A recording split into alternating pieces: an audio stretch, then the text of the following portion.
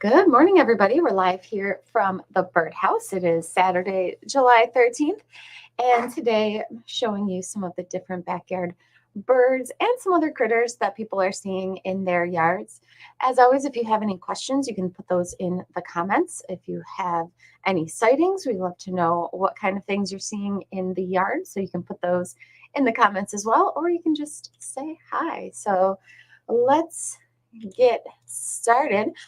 We've got some photos in from some people here of their backyard bird activity, starting with Mary Lynn, who sent in this series of photos. She says, lots of activity today: hummingbird, house finch, female oriole, and chipmunk. So here is the male house finch. There is the oriole. So people are still getting orioles coming to their feeders. We're hearing a mix of what they're going for. Some people have them coming to the jelly again. Some people have them coming to the mealworms, or a combination of both. So if you took your feeders down for a little bit, couldn't hurt to put the jelly back up to see if the orioles start coming back, because not only are the adults still here, but now the juveniles have left the nest and they're coming to feeders as well. So it's a really fun time of the year. Here's the oriole enjoying the feeder. That's our Oriole Fest feeder with the orange dome top, which is really nice for those rainy days. And then it also looks like there's a female house finch there on in the back feeding from the Oriole feeder, which I've also been getting in my yard. The female house finches eating the jelly. And then, not quite the animal you want to see coming to your Oriole feeder, but nonetheless, a little chipmunk enjoying, it looks like, some of the jelly that's on the feeder. And of course, there's lots of chipmunks out there, always lots of squirrels, but people are also reporting raccoons. Young raccoons are out and about. If you're finding your feeders disappear at night, a lot of the times that's a raccoon. And the raccoons are known to just take the feeders down and drag them away, take all the food out of them, and then just ditch them. So if your feeders are getting drained at night or disappearing, could very well be raccoons. There's also skunks out there, some baby skunks, and opossum the are the main mammals people are seeing in their backyards, both the adults and the young ones. And there's also things like foxes out there, and so even with some of these animals that tend to be nocturnal or more nocturnal. When they're young, they tend to wander a little bit during the day as they're learning and exploring. So if you see something like a raccoon or a fox active during the day, it doesn't mean that they're rabid or anything like that. As long as they're not behaving strangely, it's totally fine, totally normal. So don't be alarmed or anything like that. It's completely part of their natural process. I love these couple photos sent in by Lisa B. This is a leucistic sparrow. So we've talked about this kind of coloring before, where birds or other animals will sometimes lack the pigments in their fur or in their feathers, and that is called leucism. You can see that it still has some color on it, so it's not an albino. It doesn't have the red eye or anything like that, but it's lacking a lot of pigment. This one's lacking quite a bit. Leucism can be just a little patch of white somewhere on the body, or it can be something like this, where it's a very, very white sparrow. I've heard a couple of reports just in the past week of leucistic sparrow. We had a customer who had a leucistic house finch. So they tend not to, if they're this white, a lot of the times that will leave them more susceptible to predators. So you might not see them around for that long. But that being said, we've heard stories of leucistic birds hanging around in people's yards for years. So really cool and not super common thing to see in the backyard. So cool photos there sent in by Lisa of her leucistic sparrow. Bluebirds, if you're lucky enough to get bluebirds coming to your boxes, they're most likely in their second brood. They can have up to 3 broods a year. And these photos were sent in by Jen, who says bluebirds are growing fast. Part 1, second brood. So you can see there's some little bluebirds there in the nest box. So really cute. It's only a matter of time before they leave the nest. And here's what an adult bluebird looks like. This was sent in by Kathy T. of her bluebird there sitting on her fence, which is nicely decorated by little birds on wire art piece there. So this is the adult male bluebird who's quite blue, and then the female isn't as brightly colored, but is also bluish in color. So if you're lucky enough to get the bluebirds, you'll not only see those adults, but you'll see the juveniles start to leave. I reported earlier on Tuesday that I had a baby blue jay in my backyard, and I got a little video of the little baby blue jay. I happened upon him when I was watering some plants, and he started to kind of squawk a little bit. He's really cute, and he's still hanging around. This was him from I think it was Monday. I took these photos, and then he's still there. I took this photo a couple days ago, and I can see why people get concerned if there's a baby bird just kind of perched in the backyard where you don't want a predator to come, or you don't want it to be susceptible to anything going after it. But I didn't get it. I didn't get a good picture because it wasn't fast enough. In the backyard, though, I did happen upon a couple times to see the adult blue jay come down to actually feed the baby. So this is a very terrible picture taken through a window, but the baby blue jay is more to the right here. So that's the little baby blue jay, and it was flapping its wings and squawking, and then the adult is over here on the left a little bit more and came down and fed them. So I've got a little video, but this is really the end of it.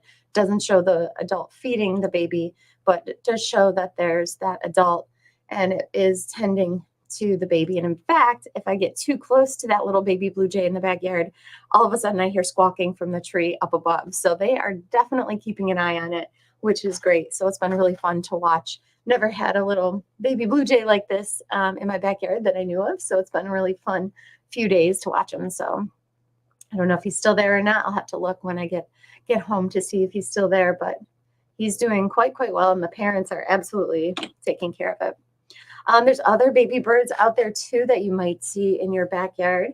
This is the mourning dove baby pictures sent in by Michelle T, who had said, surprised to find this mourning dove nested in Eve. She had 2 babies that fledged this week. So baby mourning doves are out there. We've gotten reports of young cedar waxwings. So if you see something that has a little bit of a crest, or it's growing into a crest and it looks different than a cardinal, could very well be a cedar waxwing. Look for those yellow patches on the bottom of its tail feathers, which give them their name. The little waxy feathers there in the bottom of their tail feathers. So there's cedar waxwing. Lots of juvenile cardinals out there. They can have a couple of broods a year, and so you'll probably see these young ones out there. They're not very red at all, and they have that dark colored bill. They don't have that bright orange bill like their parents do yet, but northern cardinals are out there. Little tufted titmice you might see, which are very adorable. Chickadees also, lots of young chickadees out there. So there's a mix of a whole bunch of different baby birds out there right now. And of course, things like sparrows and starlings, grackles, lots of juveniles of those, woodpeckers coming to suet feeders that are young. So that was a really fun time to keep those feeders full to see all the diversity of different babies that are out there. As far as hummingbirds go, we're getting mixed reports. In general, there's not that many people having a lot of success with the hummingbirds. It seems like people have been having great success with attracting orioles to their backyards, but not so much the hummingbirds again. And that's been the case the last several years. Just not a lot of reports of hummingbirds, or the hummingbird numbers seem to be down. This is a hummingbird going to trumpet honeysuckle or coral honeysuckle, and that is a favorite of theirs. So your best bet as far as attracting hummingbirds is if you have your nectar feeder out, make sure the nectar is fresh. You're changing out that nectar every few days. If you can't change it out every few days, you want to add some of the nectar defender, the little liquid you can add to your sugar water to keep the nectar fresh longer for more like a week or 10 days. That's a really great item that you can add to your nectar to prolong it in the feeder. And then also brightly colored tubular plants that are nectar producing. are fabulous for attracting hummingbirds and a whole bunch of bees and pollinators. So I haven't seen any hummingbirds coming yet to my garden, but I'm hoping because I've let it grow kind of wild. This is one of my side gardens, and I've got a whole bunch of trumpet honeysuckle growing along my fence line here. I've got my trout lilies. I've got some bee balm. I've got the swamp milkweed, the Joe Pye weed, the phlox. It's all starting to bloom, and so it's looking really wild. And that's the best for wildlife. Definitely been getting lots of bees and butterflies coming to the garden, and I'm just waiting for those hummingbirds to come. While you're out this summer, you might see a whole bunch of different birds. And if you're out by any kind of structures, especially old buildings, you might see these birds that are a migratory bird, but they are here all summer. They're called chimney swifts. And you can find them by any kind of buildings that have fireplaces or anything like that, because they do actually go inside those fireplaces, and that's where they will live, and that's where they will nest, and that's how they get their name, chimney swifts. So they'll just cling right to the sides of these structures, and I've been seeing a lot of them around. They have a cigar-shaped body with wings that flap really, really fast. So they almost look like a swallow, but they're a little bit more robust. And look for them around any kind of old structures. Those are the chimney swifts. And then if you're out at night, there are owls here all summer long. And we're getting reports of the screech owls not starting, but continuing to call. And the screech owls, they don't have a normal hoot like a lot of other owls do, but they have what's called a tremolo, or it sounds like a horse's whinny. And I'll play that for you right now because it is quite a bit different than the other owls that you can hear around here. So this is the sound of the screech owl.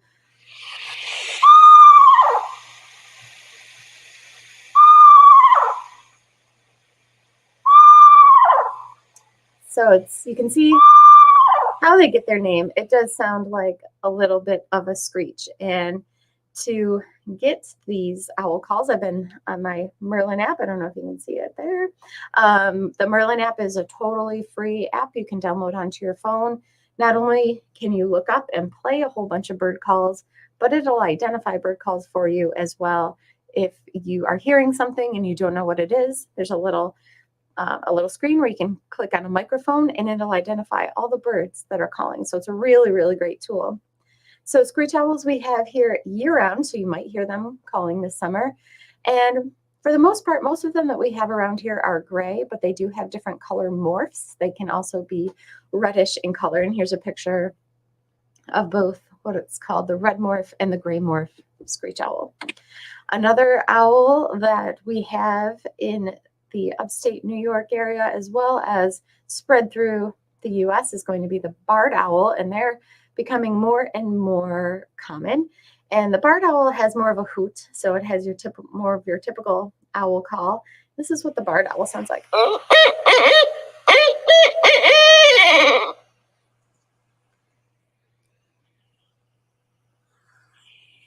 I'm going to do that again. So barred owls are becoming more and more common. And if you have any kind of woods around you, you might just hear those barred owls hooting at night. And of course, the largest owl that we have here in the summertime, and this is an owl that is spread throughout the whole United States, is going to be the great horned owl, which are a nice big predator for your backyard. And again, if you've got woods anywhere around, or if you've got fields with some trees scattered around, you might have yourself some great horned owl as well. That's everything I have for you guys today as far as a birding update goes. If you have any questions or comments, throw those in the comments section. Ed is on and says, our local crow family has 2 fledglings this year. I put out some peanuts for them daily, and 4 or 5 crows show up, making for quite a rowdy, noisy scene. How fun. Yeah, crows are really cool to attract, and we've heard stories from customers where when the crows get used to people and they